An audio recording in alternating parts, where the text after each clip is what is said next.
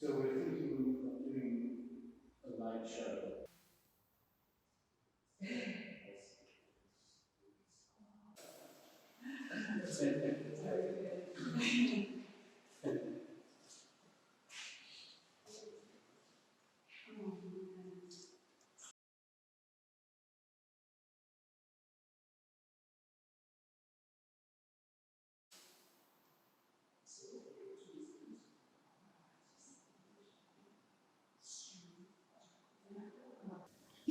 Hi, my name is Dionisia Salas, and this is my studio.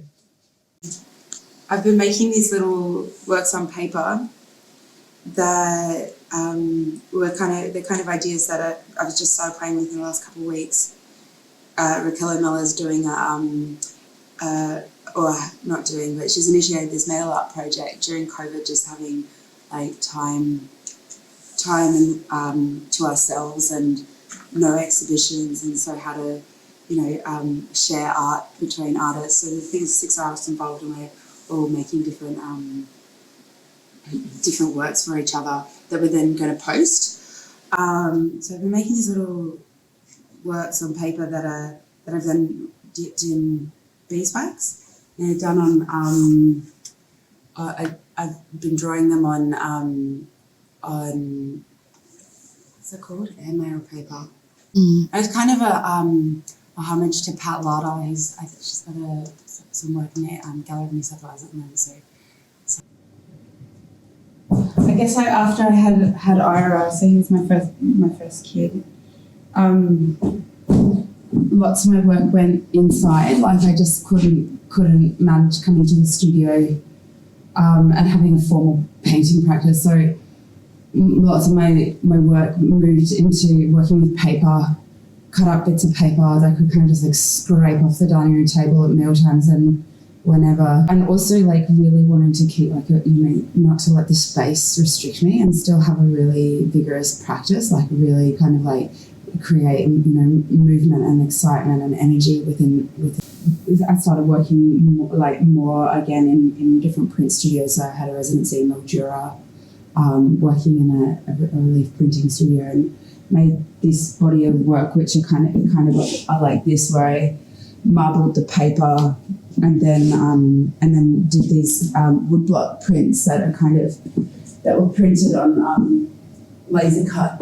I've cut them out by hand and chincollated them onto the paper. So working with all this stuff that I've never worked with before, which is so far away from painting in lots of ways, it's really process heavy and really technically heavy, and you just need to kind of get the idea, hang on to the energy of the idea, and go through this huge process to be able to execute it.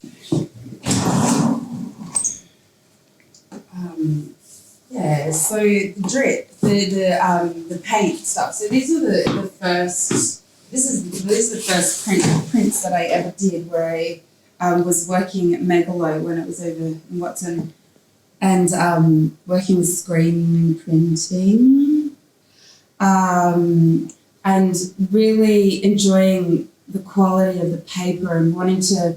I just was like wanting to reference paint as well. So I had these like big vats of house paint and pegging the pictures up on like a clothesline to let it kind of hang and drip and dry and do the next colour. So I did like a series of something like this. This was like way back, like 10 years ago, but 2011, it's not quite 10, but just really wanting that drip, or that process of dipping, it really affected me. Like I really loved, these are more recent, but loved the idea that you could cut into something, dip it, and it kind of takes on this landscape somehow of colour and texture, and how that kind of, you could, well later, I think more recently, been thinking about how you could have something that's, quite manipulated and hand controlled with these kinds of layers of colour that kind of droop off the end and form their own shapes down the bottom.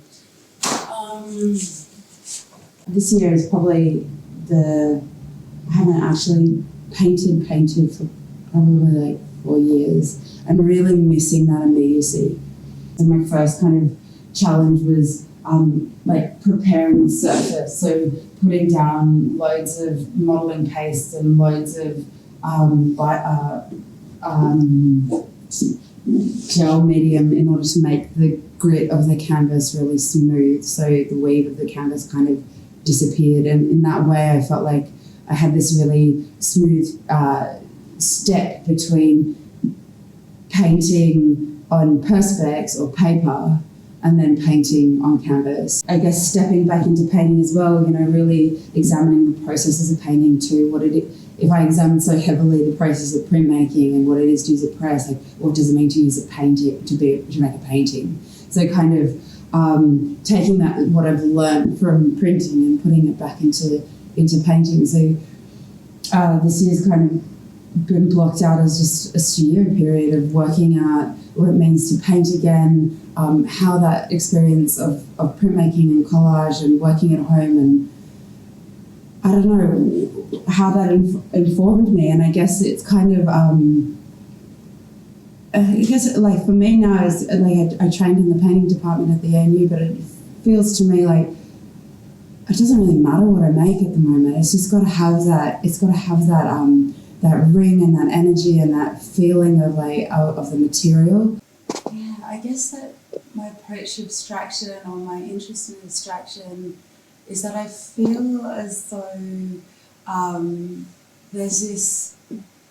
It's almost like an unspoken vocabulary or something. It's like a language that's not that's wordless, and for me that's really important, and really I respond to it really well. To have this,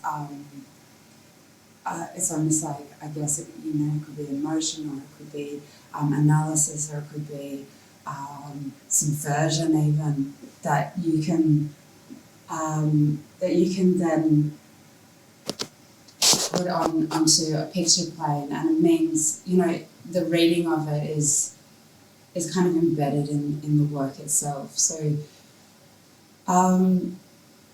that does a lot for me, and that's kind of where I guess I'm in the more maybe conceptual part of why I'm interested in abstraction, but I'm also I have such a love of colour and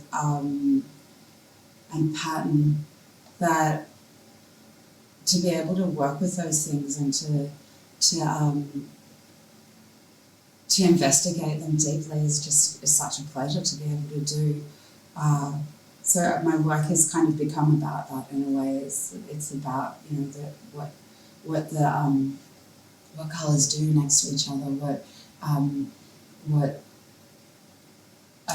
patterning does in relationship to those colours, and almost entirely it's about the process of making the picture itself, rather than a driven outcome.